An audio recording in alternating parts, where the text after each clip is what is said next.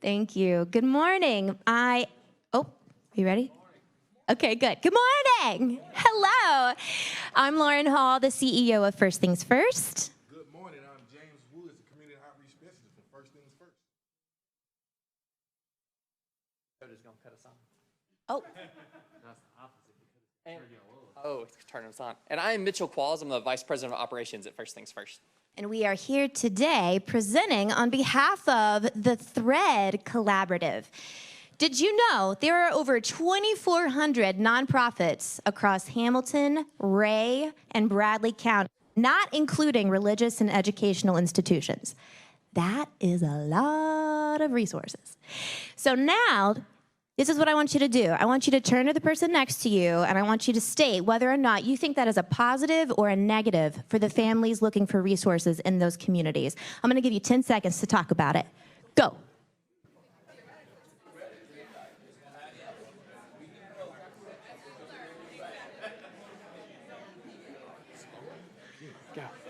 All right, okay. There's a lot of conversation. Now here's what you're gonna do. If you think that was a positive, put your thumb up in the air with a thumbs up. If you think it's a negative, give me a thumbs down. And if you think it was a maybe, give us a maybe. Okay, see, do you see how many diverse opinions there are in this room right now? Now imagine being a family in poverty and trying to find resources. How do you think that could make you feel? I'd like to speak to those problems as someone who's lived in poverty, subsidized housing, insurance, and food stamps from the state.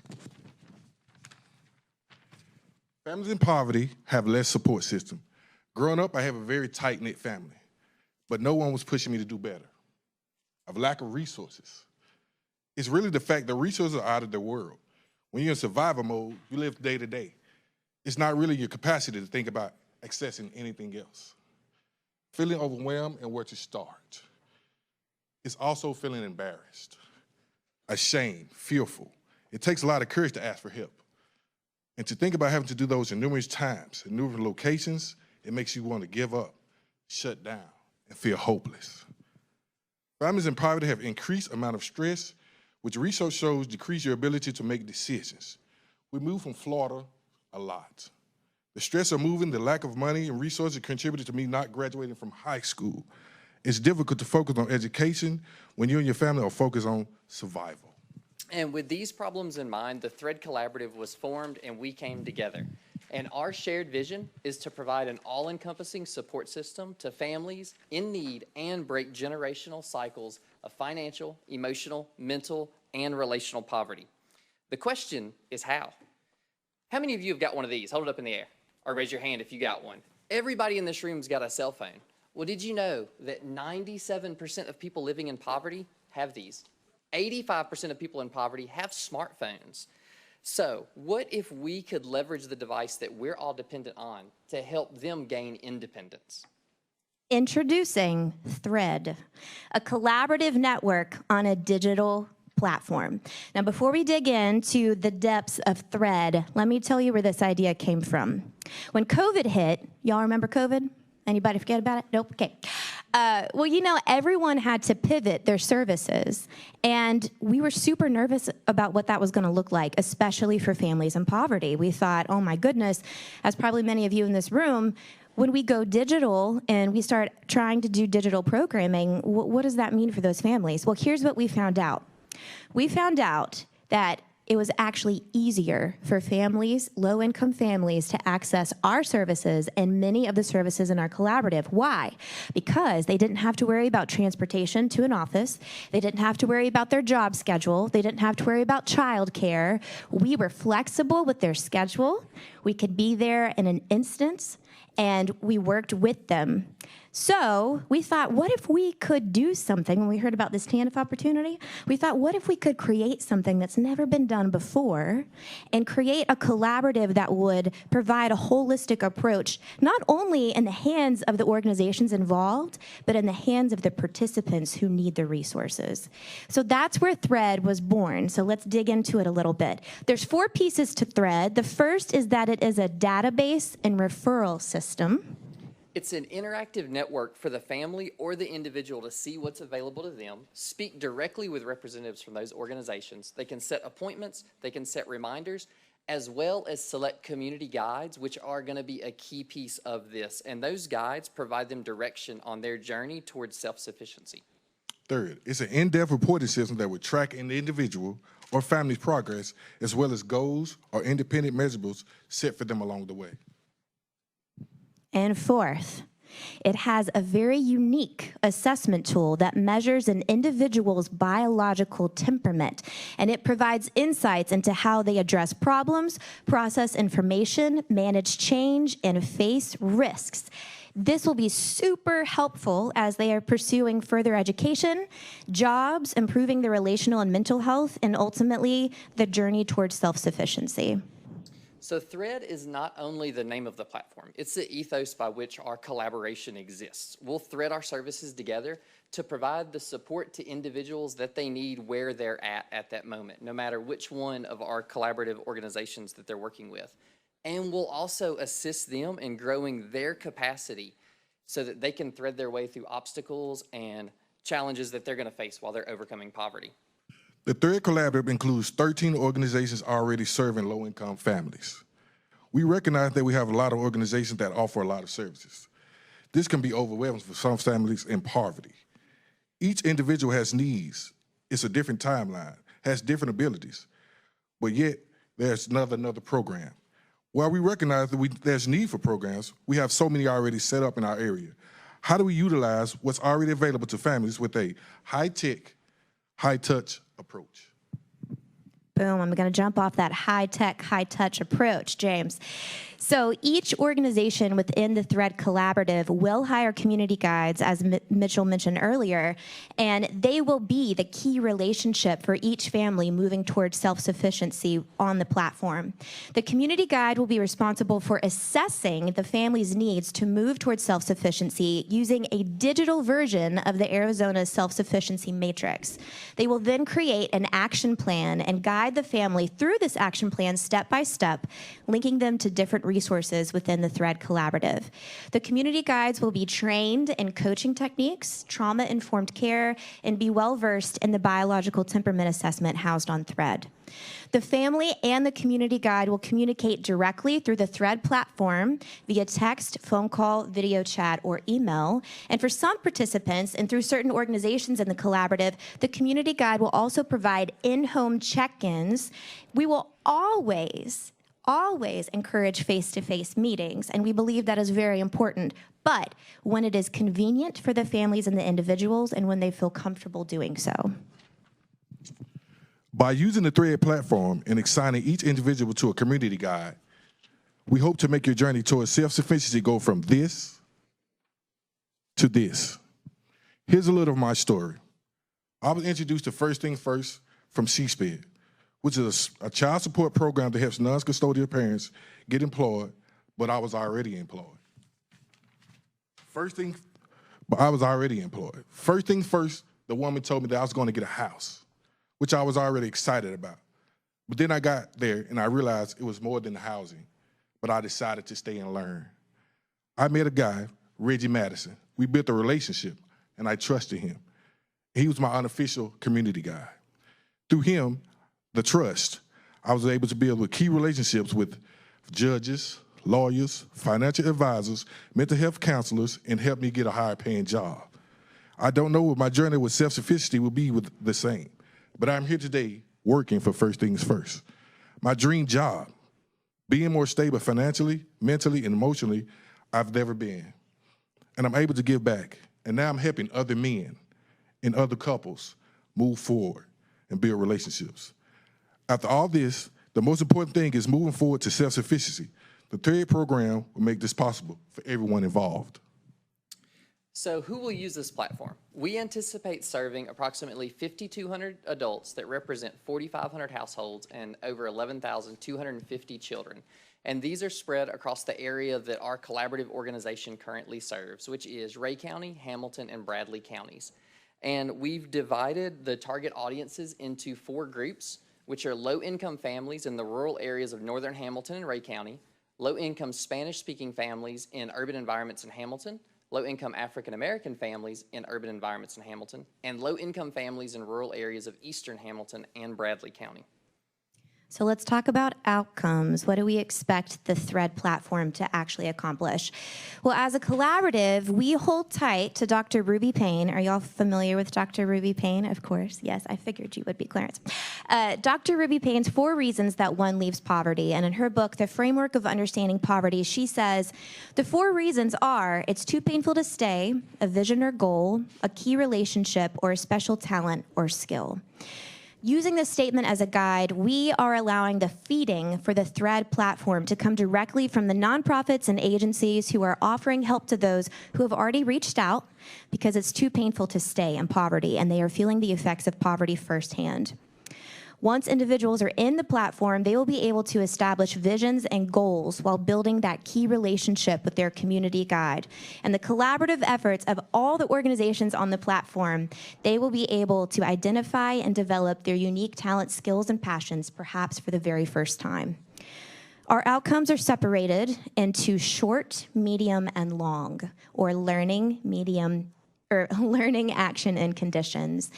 I want to focus on the long or conditional outcomes. We are confident that over the 3-year period, we will decrease the number of families within the population we're serving. We will decrease the number of families receiving TANF benefits by a minimum of 30%, decrease the unemployment rate by a minimum of 30%, increase the number of 2-parent households by a minimum of 20%, increase the marriage rate by a minimum of 25%, and overall, we want to establish a 60% awareness and trust for core resources available in the community for TANF-eligible families.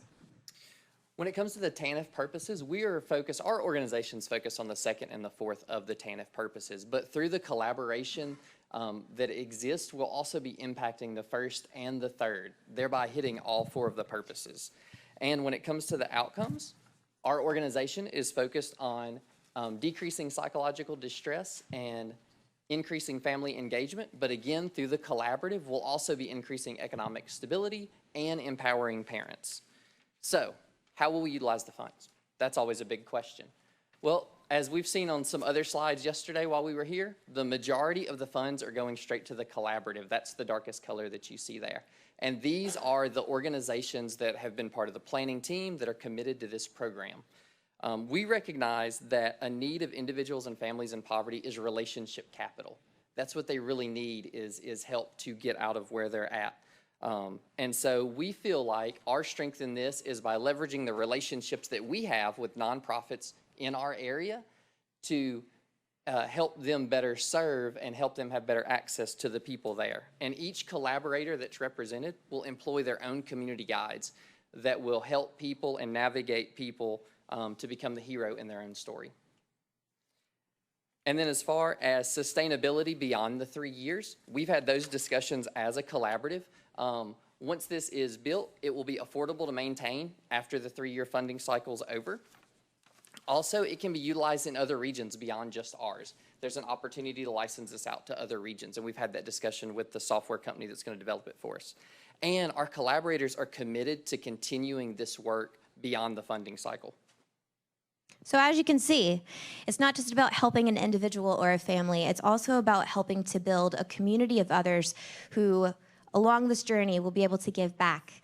And a part of the Thread platform is that once someone has reached self-sufficiency and they are more independent, they would stay a part of the platform, and that's where we would build a community. They would then be labeled as a mentor or collaborator in and of themselves, and as new people are brought into the platform, they could assist them along their own journey. James, take it away.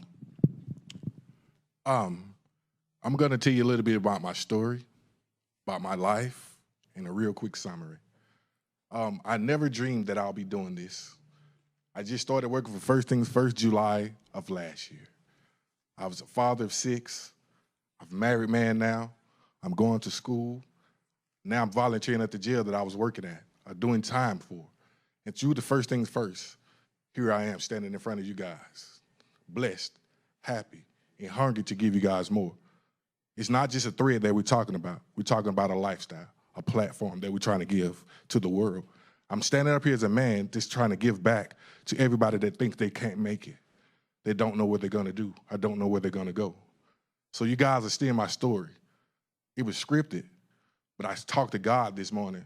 And he put this on my heart to tell you guys that thank you for what you guys gonna do and what we're gonna do as a collaborative team. Thank you guys, and we're open for questions.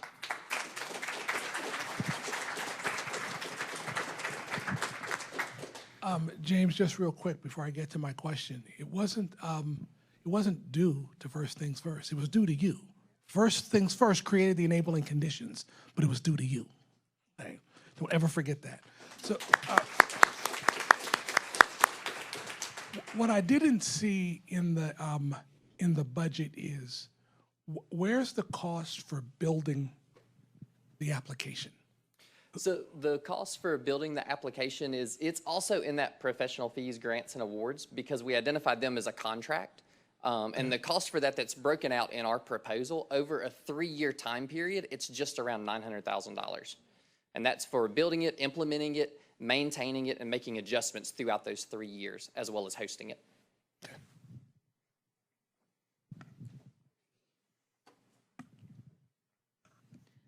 Hey, thank you for being here. I have a question about the temperament assessment. So is that different from a skills assessment, one, and is that something that you all are building, or are you using a pre-existing skills or temperament assessment? You did the research this morning, you do it. So we are using a pre-existing one. Our organization actually has a partnership with a company called Ministry Insights, which is based in North Carolina. A gentleman by the name of Rodney Cox developed that assessment in association with TTI, which is the company that built the DISC assessment. So he worked with them, and they developed that assessment. I actually had that pulled up because we were anticipating that. And so they had built it, and he actually built it to be used as a leadership assessment, marriage, also parenting. And so it's really to look at what someone's temperaments are and gauge those 4 things.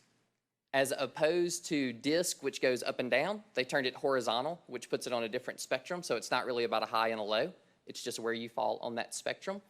And then also through that assessment, it gives a wealth of feedback to the person to give them information about how they're, just how they are. So we are partnered. Our organization is already using this in marriages. So we use this. So that may have just answered my question, but to what end? So the individual has all of this information about their temperament. With what do they do with that information? Can I take that? Go for it. Okay. So what we do right now when we use it with married couples is we decide there's like a 17-page report that can come out of this assessment. Obviously, that would make someone's head explode, right?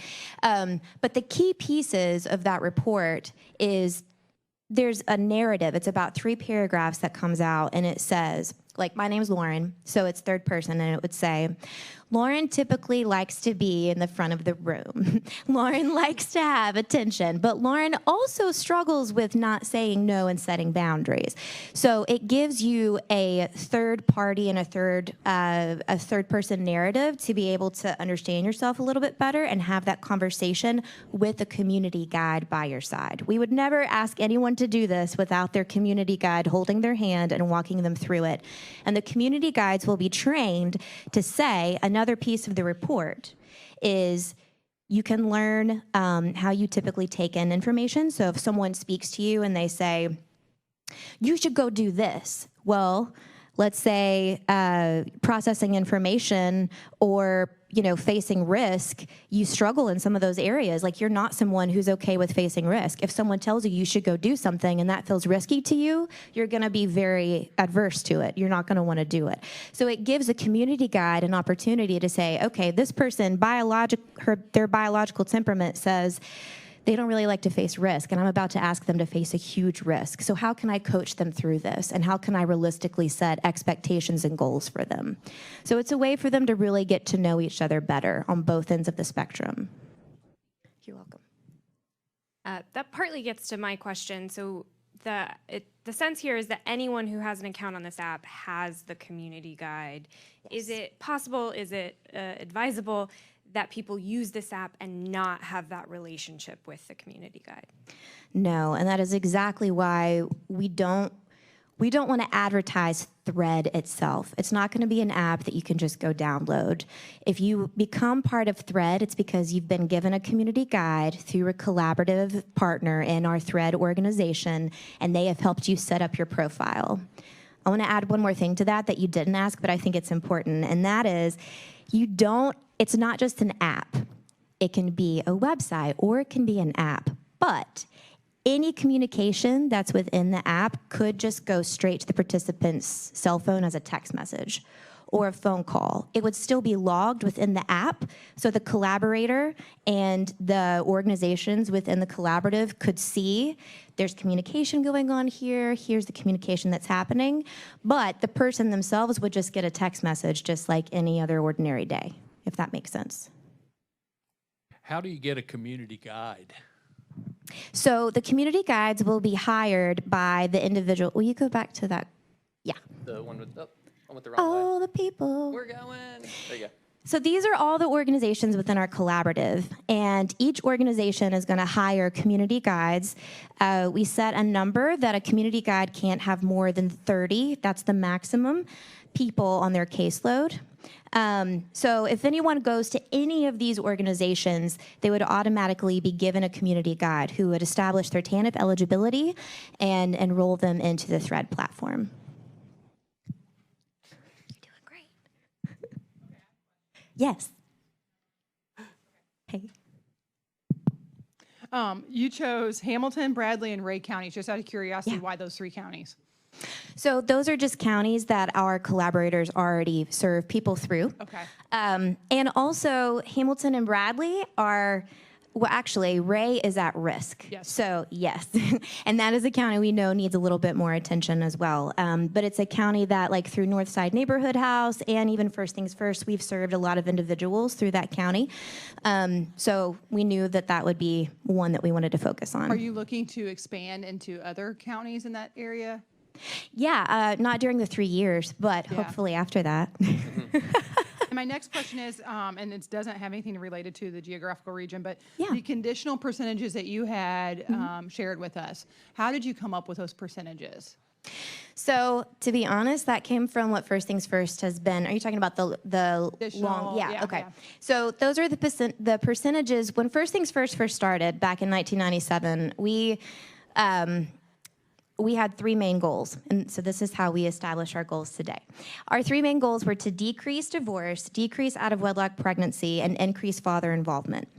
And what we said was that we were going to do all of that by 30% within 3 years across Hamilton County.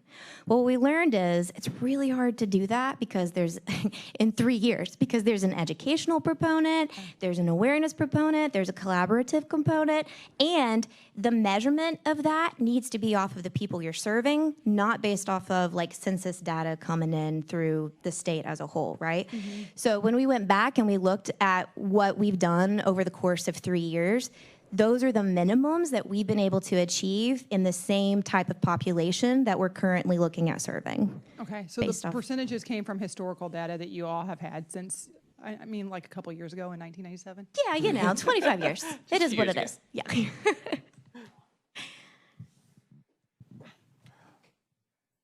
Need to make sure that when you talk about the community guides coming from the individual organizations.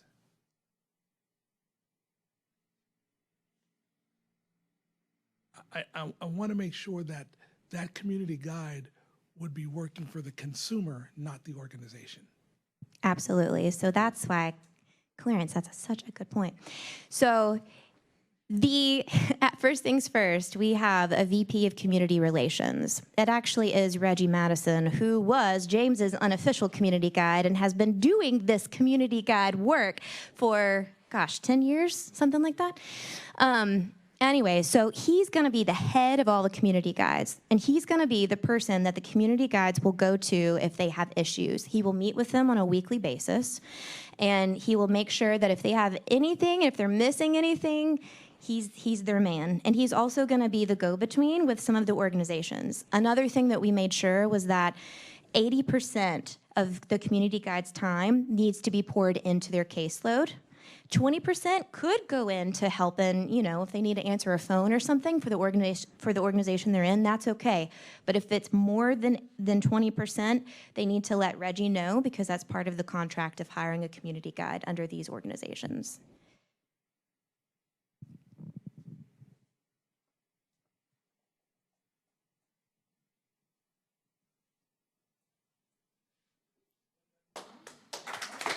Thank you so much.